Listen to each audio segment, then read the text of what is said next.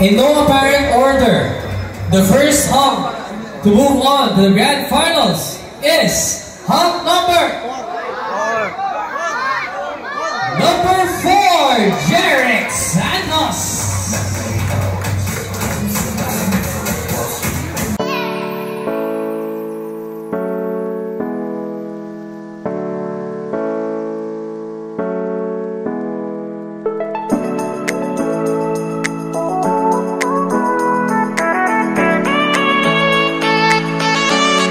Finals is hump number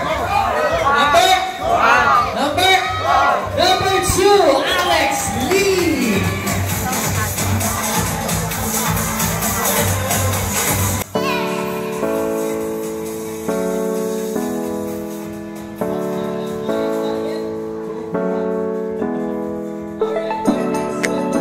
Paul will be joining us sa wild card round. Alright? So that means you get to prove yourself once again kung karapat-dapat ka mag-move on to the grand finals. At ang ating wild card ay walang iba kundi si hump number 3, John